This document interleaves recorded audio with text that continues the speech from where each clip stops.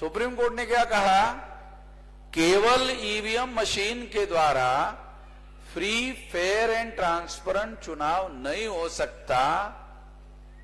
अगर इसका इंटरप्रिटेशन किया जाए तो इसका मतलब है 2004-2009 का चुनाव घोटाला करके कांग्रेस के द्वारा चुनाव जीता गया, ऐसा इसका अर्थ होता है। मगर सुप्रीम कोर्ट ने ऐसा लिखा नहीं। सुप्रीम कोर्ट ने केवल इतना कहा, केवल ईवीएम मशीन के द्वारा फ्री, फेयर एंड ट्रांसपेरेंट चुनाव नहीं हो सकता, और चुनाव केवल ईवीएम से हुआ। सुप्रीम कोर्ट कहता है केवल ईवीएम से फ्री, फेयर एंड ट्रांसपेरेंट नहीं हो सकता, 4 में और 9 में केवल ईवीएम से चुनाव हुआ। इसका मतलब फ्री, फेयर एंड ट्रांसपेरेंट चुनाव नहीं हुआ। फ्री, फेयर एंड ट्रांसपेरेंट चुनाव नहीं हुआ, इसका मतलब है घोटाला हुआ।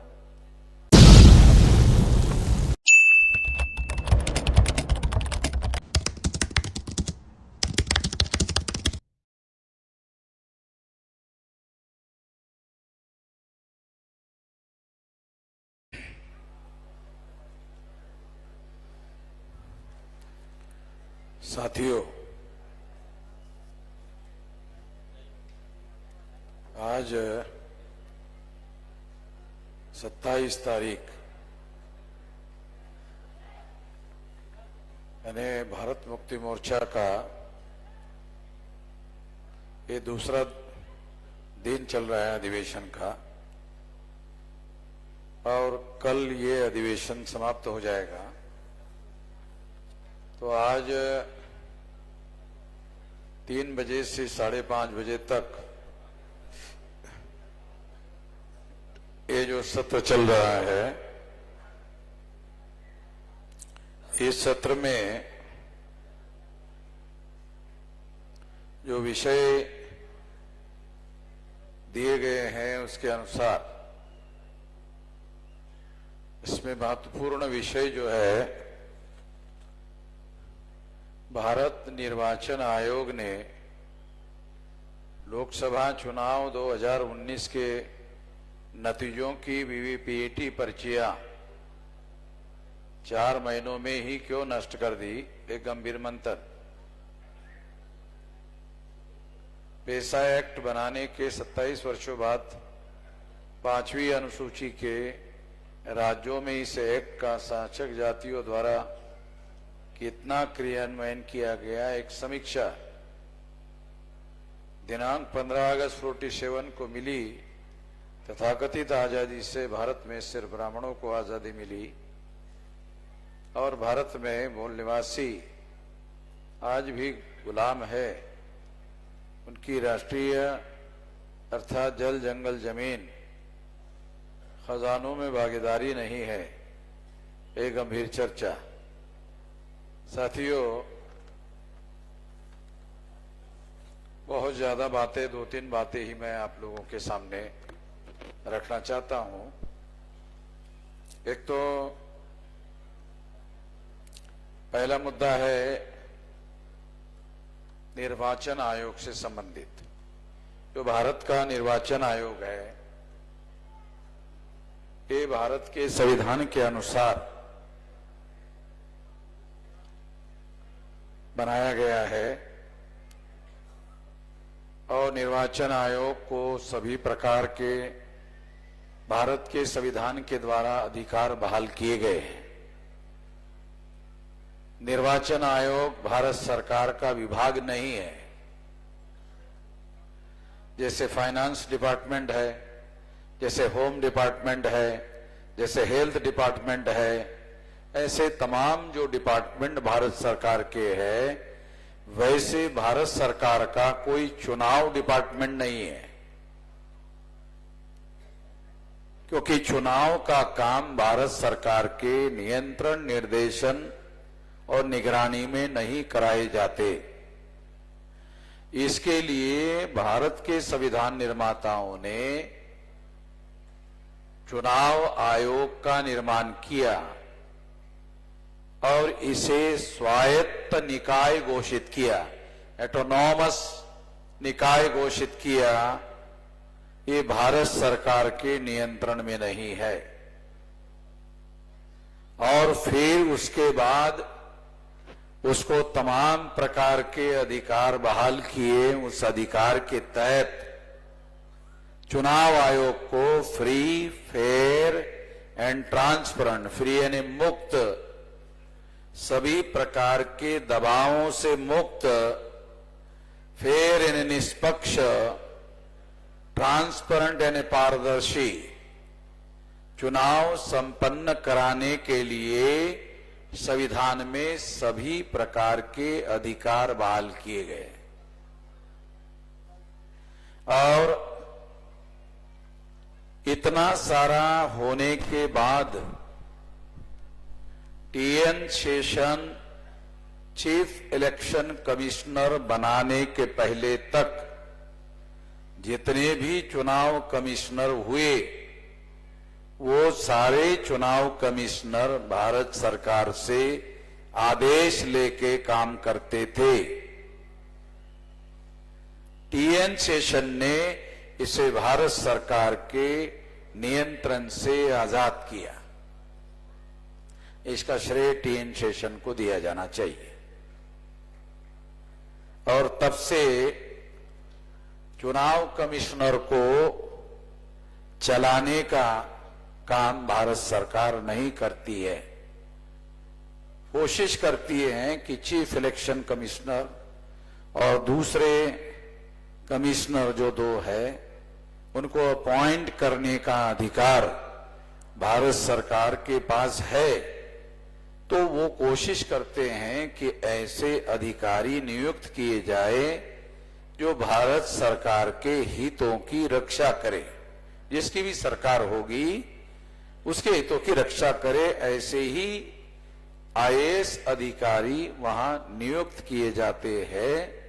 और ये देखा जाता है कि कौन अधिकारी पिछले 25-30 साल से भारत सरकार की ईमानदारी से सेवा कर रहा है उसको इलेक्शन कमिश्नर बनाया जाता है, और उसी में से सीनियर मोस्ट आईएएस अधिकारी को चीफ इलेक्शन कमिश्नर बनाया जाता है। ये तरीका फ्री, फेयर एंड ट्रांसपेरेंट चुनाव के लिए उपयुक्त नहीं है। इसलिए सुप्रीम कोर्ट ने इसमें हस्तक्षेप किया और हस्तक्षेप करके इसे भारत सरकार से नियंत्रण मुक्त रहकर कार्य करने का आदेश दिया। एक प्रकार से सुप्रीम कोर्ट की निगरानी चुनाव आयोग के ऊपर है। इस वजह से अभी जरा चुनाव आयोग को मुश्किल होता है। तो फ्री, फेयर एंड ट्रांसपेरेंट चुनाव ये भारत के नागरिकों का मौलिक अधिकार है। मौलिक अधिकार का मतलब है फंडामेंटल राइट है। संविधान में कुछ अधिकार, कुछ राइट है और कुछ फंडामेंटल राइट है। वो फंडामेंटल राइट जो है वो सुप्रीम कोर्ट के भी पास पावर नहीं है जो नागरिकों के फंडामेंटल अधिकार को हरण करने का कार्य करे, बल्कि संविधान ने सुप्रीम कोर्ट को यह अधिकार दिया है कि वो नागरिकों के मौलिक अधिकारों की रक्षा करे। मौलिक अधिकारों को खत्म करने का अधिकार सुप्रीम कोर्ट के भी पास नहीं है। हम लोग संविधान की बातें करते रहते हैं, मगर संविधान के बहुत सारे मौलिक पक्ष हैं जिसके बारे में हमारे पास ठीक ठीक जानकारी नहीं है। संविधान का गौरव करने वाले बहुत सारे लोग हैं, संविधान की जय जयकार करने वाले भी कुछ लोग हैं, उनको भी पता नहीं है बहुत सारी बातों का। तो मैं ऐसा मानता हूं कि इसके लिए कम से कम वामसे भारत मुक्ति मोर्चा के कार्यकर्ताओं को इसके मौलिक पक्ष का अभ्यास करते रहना चाहिए, जानकारी लेना चाहिए। भविष्य में भारत मुक्ति मोर्चा के द्वारा, वामसेव के द्वारा हम ये प्रयास करेंगे कि हमारे कार्यकर्ताओं को संविधान से संबंधित कुछ मौलिक बातों का ट्रेनिंग दिया जाए, कुछ मौलिक बातों की समझदारी हमारे लोगों को हो, उसके बारे में ट्रेनिंग देने का कार्यक्रम हम लोग भविष्य में शुरू करेंगे। साथियों, जो मौलिक अधिकार है, वोट का अधिकार भी मौलिक अधिकार है, क्योंकि किसी भी सरकार को चुनने का, फ्री फेयर एंड ट्रांसपेरेंट होकर चुनने का अधिकार नागरिकों को है और इसके आधार पर नागरिक अपने वोट का इस्तेमाल करते हुए सरकार चुनते हैं। तो इसलिए सरकार चुनने का जो अधिकार है, ये अधिकार बहुत महत्वपूर्ण अधिकार है। 2004-2009 में ईवीएम मशीन के द्वारा चुनाव हुआ।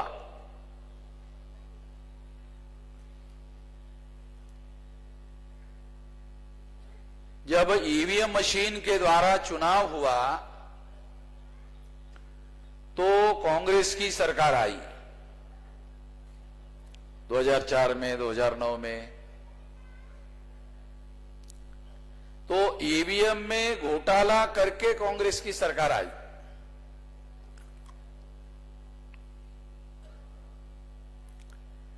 आप में से कुछ लोगों को ऐसा लगेगा कि इसके क्या सबूत है, ये तो बहुत बड़ा आरोप है। ये मेरा कहना नहीं है, सुप्रीम कोर्ट का कहना है। सुप्रीम कोर्ट में जब 2004-2009 में ईवीएम में घोटाला करके चुनाव जीता गया तो ऐसा आरोप लाल कृष्ण आडवाणी ने किया और डॉक्टर सुब्रमण्यम स्वामी ने किया। और केवल आरोप नहीं किया बल्कि वो सुप्रीम कोर्ट गए इसके विरोध में। जब विरोध में गए तो सुप्रीम कोर्ट ने 7 अक्टूबर 2013 को निर्णय दिया। निर्णय क्या दिया? केवल ईवीएम मशीन के द्वारा फ्री, फेयर एंड ट्रांसपेरेंट चुनाव नहीं हो सकता। 2004-2009 में केवल ईवीएम मशीन पर चुनाव हुआ और सुप्रीम कोर्ट ने क्या कहा जजमेंट में? केवल ईवीएम मशीन के द्वारा फ्री, फेयर एंड ट्रांसपेरेंट चुनाव नहीं हो सकता।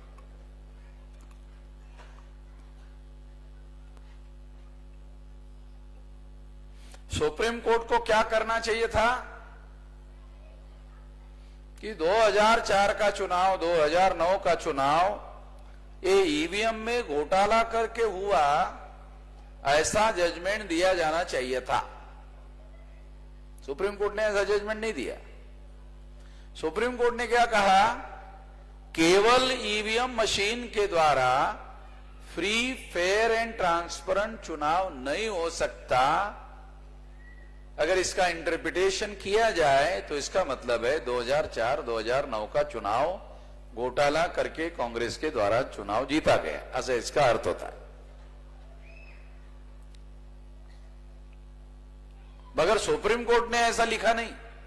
सुप्रीम कोर्ट ने केवल इतना कहा, केवल ईवीएम मशीन के द्वारा फ्री, फेयर एंड ट्रांसपेरेंट चुनाव नहीं हो सकता और चुनाव केवल ईवीएम से हुआ।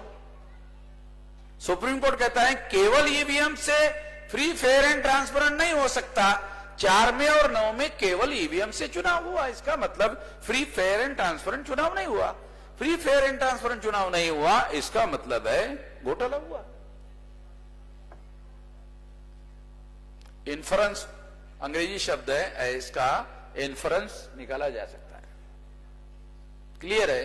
क्योंकि केस ही वही है और यही मामला लेकर आडवाणी और डॉक्टर सुब्रमण्यम स्वामी लेकर गए थे। भविष्य में फिर सुप्रीम कोर्ट ने आगे कहा, भविष्य में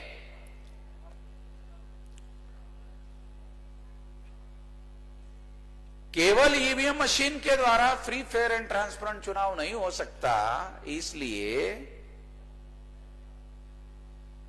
फ्री फेयर एंड ट्रांसपेरेंट चुनाव हो इसके लिए पेपर ट्रेल मशीन लगाया जाएगा। अब जब ईवीएम में चुनाव होता था तो आप लोग वोट डालने के लिए जाते थे तो आप बटन दबाते थे। मान लो आपने पंजे में दबाया, हाथी में दबाया, कमल के फूल में दबाया, साइकिल पर दबाया, तो आपने पंजे को वोट दिया, वो आंखों से दिखाई नहीं देता था। यानी ऐसा कोई एविडेंस नहीं आता था बटन दबाने के बाद में कि आपने जो बटन दबाया, मान लो पंजे पर दबाया, हाथी पर दबाया, तो हाथी पर निशान बनकर आया हो और आपकी आंखों ने उसको देखा हो, ऐसा दिखाई नहीं देता था 2004 में, 2009 में। तो इसलिए सुप्रीम कोर्ट ने क्या किया, पेपर ट्रेल मशीन लगाया जाए। तो पेपर ट्रेल मशीन लगाई गई।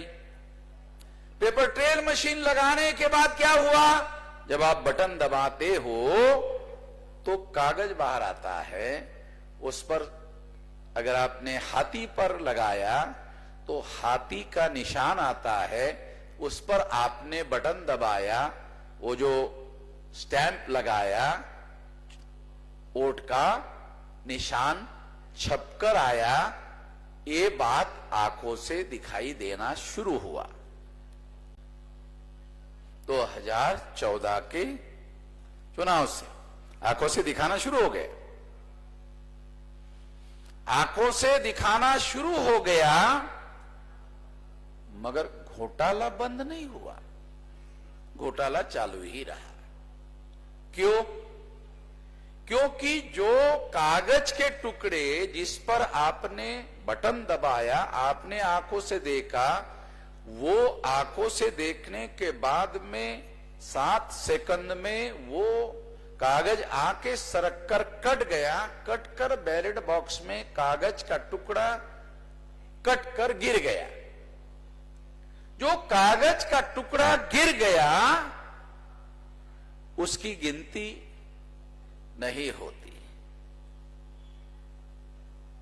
फिर गिनती का मामला सामने आया, और गिनती का मामला सामने आया तो चुनाव आयोग ने 1% गिनती करने का आदेश दिया, 99% गिनती का आदेश नहीं।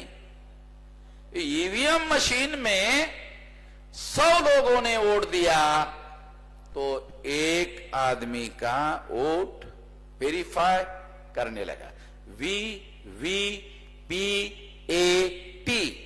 V for voter, V for verifiable, P for paper, A for audit, T for trail। तो 1% वोट जो है वो वेरीफाई होने लगा। वो 1% से चोरी पकड़ी नहीं जा सकती, इस वजह से घोटाला बदस्तूर जारी रहा। वो अभी भी जारी है। 2019 में यह हुआ। अगर 2019 में ऐसा नहीं हुआ होता, अगर नहीं हुआ होता तो 4 महीने में एक कागज के स्लिप डिस्ट्रॉय करने की आवश्यकता क्यों पड़ती? क्योंकि वो फिजिकल एविडेंस था, वो फिजिकल एविडेंस था। कांग्रेस में और बीजेपी के बीच में यह समझौता हुआ था कि 2004 में आपने घोटाला किया, 2009 में आपने घोटाला किया, तो अडवाणी और डॉक्टर सुब्रमण्यम स्वामी सुप्रीम कोर्ट लेकर गए, इसको ज्यादा हंगामा मत करो। कांग्रेस ने इनको कहा ज्यादा हंगामा मत करो। सुब्रमण्यम स्वामी ने कहा क्यों? अडवाणी कहा क्यों नहीं करने का?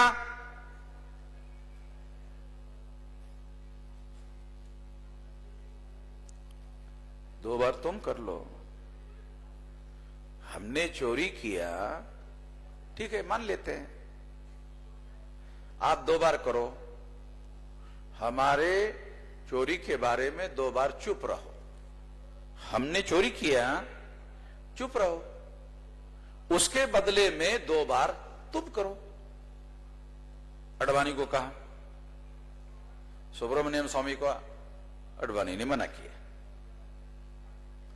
अडवाणी ने जब मना किया, ये लोग आरएसएस के पास गए। आरएसएस बहुत देशभक्त लोगों का संगठन है, मेरे को मौका मिलेगा ना, एक एक को खड़े रख के पीछवा पे 10 लात मारूंगा इन लोगों। ये जो देशभक्त लोग है ना, ये जो आरएसएस के देशभक्त लोग है, इसका जो सरसंघ चालक है उसको 100 मारना पड़ेगा।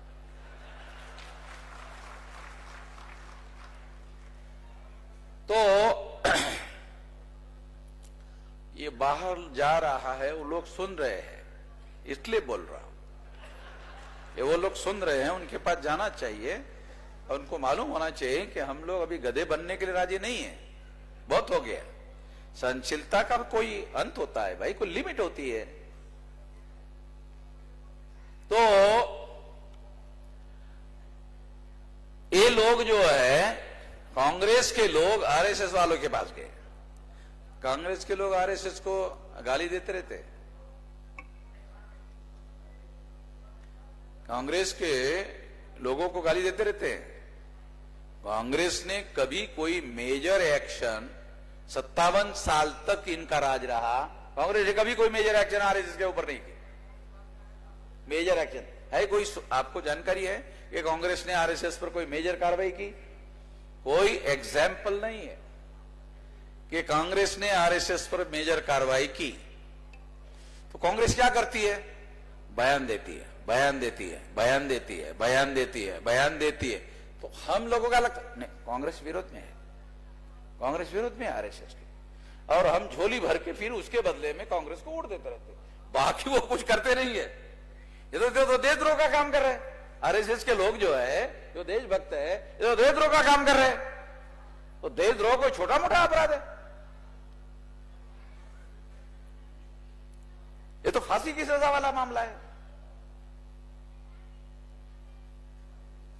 तो इसलिए इन लोगों को वो फांसी की सजा देने के बजाय या ऐसा कानून बनाने के बजाय वो केवल बयान देते रहे हैं, और इसके बदले में हम सब एससी एसटी ओबीसी माइनॉरिटी के लोगों का वोट लेते रहे। तो वोट लेने के लिए बयान देते रहे। तो ऐसा वो क्यों करते रहे? क्योंकि कांग्रेस भी ब्राह्मणों का संगठन, आरएसएस बीजेपी भी ब्राह्मणों का संगठन। तो एक ब्राह्मण दूसरे ब्राह्मण पर कार्रवाई कैसे कर सकता है? बाबा साहब आंबेडकर ने एनिहिलेशन ऑफ कास्ट में ऐसा अंग्रेजी में उन्होंने वो लिखा है ब्राह्मणों के बारे में कि समाजवादी ब्राह्मण और सनातनी ब्राह्मण, ऐसे 2 ब्राह्मण ये मैंने बताया। ए सनातनी ब्राह्मण है, ए प्रगतिशील ब्राह्मण है नहीं, मगर उन्होंने कहा ठीक है मान लेते हैं 2 प्रकार के ब्राह्मण है, सनातनी ब्राह्मण, प्रगतिशील ब्राह्मण, 2 ब्राह्मण है। ये दोनों ब्राह्मण एक ही शरीर की 2 भुजाएं हैं। मेरे शब्द नहीं, बाबा साहब के। अंग्रेजी में नाक को पाठ किया हुआ उसने, जो मैं बता रहा वो बताते रहता है, उसका याद किया हुआ सेंटेंस है बाबा साहब का, अंग्रेजी में लिखा हुआ है वो, ट्रांसलेट हिंदी में बता रहा हूं। एक ही शरीर की 2 भुजाएं है। ये शरीर एक ही है, सनातनी ब्राह्मण, पुरोगामी ब्राह्मण, एक ही शरीर की 2 भुजाएं है। इस पर रट्टा मारो, शरीर तो एक ही है। इस पर रट्टा मारो, शरीर तो एक ही है। यानी अलग अलग नहीं है। ए सनातनी ब्राह्मण, ए पुरोगामी ब्राह्मण, एक ही शरीर की दो भुजाएं हैं, इस पर हमला करो तो भी एक ही शरीर को दर्द होता है। इसलिए कांग्रेस के ब्राह्मण बीजेपी के, आरएसएस के ब्राह्मणों के विरोध में किसी प्रकार की कोई कार्रवाई नहीं करते हैं। बीजेपी के ब्राह्मण भी बोलते ही रहते हैं, कांग्रेस के विरोध में वो किसी प्रकार की कार्रवाई नहीं करते हैं। ये म्यूचुअल अंडरस्टैंडिंग है, आपसी समझदारी है। ये दो ब्राह्मणों के बीच में आपसी समझदारी है कि हम आपको गाली देते रहेंगे, तुम सुनते रहो, हम भी आपको गाली देते रहेंगे, तुम भी सुनते रहो। बुरा लगता है ऐसा शो करो, ज्यादा बुरा लगता है तो ऐसा ज्यादा ज्यादा बोलो। ज्यादा इतना ज्यादा क्यों कर रहे हैं, बोलो बोलो ना। तो वो हम SC ST OBC माइनॉरिटी को दिखना चाहिए कि अरे नहीं, ये इनको बहुत लग गया है, दुखी हो गया है कि ये इसके विरोध में है, ऐसा शो करो, कम से कम शो करो। तो वो बोलते रहते, करते कुछ भी नहीं है। तो हम लोगों को ये जो दावपेच है, इससे हमें सावधान रहना चाहिए, सतर्क रहना चाहिए। ये लोग म्यूचुअल, इसको बोलते हैं म्यूचुअल अंडरस्टैंडिंग, आपसी समझदारी। तो ये आपसी समझदारी के लिए ये लोग आपस में बैठकर सलाह मशवरा करके तय करते। नहीं नहीं, ऐसा नहीं करते कि एक जगह बैठ गए सलाह मशवरा किया, नहीं नहीं नहीं, ऐसा नहीं करते। इसके लिए आपस में सलाह मशवरा करने की जरूरत ही नहीं है, हितों की रक्षा करना है। तो मालूम है उनको, कांग्रेस ब्राह्मणों का दल, बीजेपी ब्राह्मणों का दल, तो उनको मालूम है हमारे अपने हित क्या है, तो इसलिए उनको मालूम है, तो वो कार्रवाई किसी पर भी नहीं करते, क्योंकि वो एक ही शरीर की दो भुजाएं हैं। इसलिए इस देश में ये सारा गलत काम, गैर कानूनी काम, सबसे ज्यादा चुनाव के अंदर बहुत सारा गलत काम होते रहता है। और अब ये जो ईवीएम मशीन के बारे में अभी हम लोगों ने पेपर ट्रेल मशीन लगाने का, मैं सुप्रीम कोर्ट में गया, फिर सुप्रीम कोर्ट ने 100% जो मशीन है वो 100% लगाने का ऑर्डर दिया। मशीन ही 1% लगाते थे। फिर गिनती करने का मामला है, एक मशीन लगाने का मामला है, एक गिनती करने का मामला है। अरे ये जानबूझकर इसको डिले डिले डिले डिले। तो इस तरह से ये लोग हम लोगों का, अभी इन्होंने, अभी मेरी सुप्रीम कोर्ट में केस है। केस क्या है कि ये जो है ये 100% गिनती करो, जो वोट पेपर वोट डाले जा रहे हैं उसकी गिनती करो 100%। अभी मैं आज दूसरी बात कह के अपनी बात समाप्त करना चाहता हूं। अब मैं ये कहना चाहता हूं, ईवीएम मशीन के वोटर की गिनती नहीं की जानी चाहिए, केवल पेपर ट्रेल की गिनती करनी, ये हमारी मांग। इसके लिए हम आंदोलन करेंगे। अभी पेपर ट्रेल की ही गिनती करो, ईवीएम मशीन की गिनती ही मत करो। अगर आपको करना है ईवीएम मशीन की, बाद में करो, पहले पेपर ट्रेल की करो, बाद में ईवीएम की करो। आपको टैली करना है, करो, ईवीएम के साथ करो। मगर पहले, अभी क्या है, ईवीएम की पहले करते हैं, और ईवीएम में ही घोटाला होता है। घोटाला जो है ईवीएम में होता है। जब चांद पर यान भेजा जाता है तो टेक्नोलॉजी के आधार पर बॉम्बे में बैठकर, वहां अगर यान में बिगाड़ आ गया तो दुरुस्त बॉम्बे में बैठकर करते हैं। तो कंट्रोल जो टेक्निक है उसके आधार पर वो कंट्रोल कर सकते हैं, उसका डाटा चेंज कर सकते हैं। तो छोटी चीज डाटा चेंज करना ये कर सकते हैं। और इस वजह से ये ईवीएम का कर सकते हैं, पेपर ट्रेल का नहीं कर सकते। और एक टेक्नोलॉजी की बात बोल रहा हूं, ईवीएम का कर सकते। मेरा कहना क्या है, ईवीएम की क्यों गिनती नहीं करना? क्योंकि उसमें गड़बड़ कर सकते। पेपर ट्रेल का फिजिकल एविडेंस है, उसका नहीं कर सकते। तो जिसमें गड़बड़ी नहीं कर सकते वो करना चाहिए। इसके लिए आने वाले समय में बड़ा देशव्यापी आंदोलन किया जाएगा। इतना ही मैं इस मौके पर कहना चाहता हूं। नहीं तो हमारे पास वोट का अधिकार है।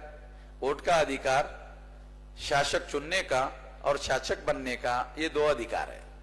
एक वोट में दो अधिकार है, शासक चुनने का, शासक बनने का। तो हमारे अंदर कितनी औकात थी? तो हम बोले ना, शासक बनना हमारा काम धाम थोड़ी है भाई। एससी एसटी ओबीसी का काम शासन करना थोड़ी है। हम लोगों की औकात, अरे हमारा काम शासन करना थोड़ी ना है। हमारा काम तुम लोगों में से कौन लायक है उसको वोट देना है। तो चुनने का काम करते थे। मगर बामसेब बनी, काशीराम जी ने एक जागरण किया, हम लोग सारे देश भर में एक जागरण कर रहे हैं। तो हम लोग अभी शासक चुनने से सहमत नहीं है या शासक चुनने भर से संतुष्ट नहीं है। अब हम शासक बनना चाहते हैं। अब हमारा एजेंडा चेंज है। हमारे लोगों को हम कह रहे हैं हम शासक बनना चाहते हैं। क्यों लोग बोलेंगे क्यों बनना चाहते हैं? नहीं, जब हमारे 50% से लगभग जिले के जिलाधिकारी एससी एसटी ओबीसी माइनॉरिटी के हैं और भारत के 50% जिलों को हम ही चला रहे हैं, जब भारत के 50% जिलों को एडमिनिस्ट्रेशन हम ही चला रहे हैं, तो फिर 100% भी चला सकते हैं। 50% की जब चला सकते हैं तो 100% भी चला सकते हैं। तो कोई हमको नालायक कहे ये बात अब खत्म हो गई है, तो हम अभी करने लायक हो गए। अभी हम लोग शासक बनना चाहते हैं और वोट के संख्या के अनुपात में वो हमारा अधिकार है। तो ये काम आने वाले समय में करने के लिए इस एजेंडे को हम लोग काम कर रहे हैं। तो अब ये हमारा एजेंडा नहीं है चुनने का, अब बनने का एजेंडा है। इस दिशा में हम लोग आगे बढ़ रहे हैं। जैसे ही शासक बनने का एजेंडा हमारे लोगों ने बनाया, ईवीएम आ गया। ईवीएम उसके बाद आया। काशीराम जी ने जब शासक बनने का एजेंडा हमारे लोगों को दिया, वैसे ही ईवीएम आ गया। और ईवीएम से हमारे लोगों को शासक बनने का जो लक्ष्य है वो रोकने की कोशिश हुई। इसलिए ईवीएम के रेफरेंस में मैं ये बात कह रहा हूं कि पेपर ट्रेल की गिनती किया जाए। हाँ, ये वो हम कह रहे हैं, वो मानने वाले नहीं है, वो मानने वाले नहीं है। आंदोलन करना पड़ेगा। अभी तो हम आंदोलन की ही बात कर रहे हैं, मगर आगे चलकर हम केवल आंदोलन की ही बात नहीं करेंगे, और भी कुछ करेंगे। मगर अभी इतना ही कहता हूं। धन्यवाद।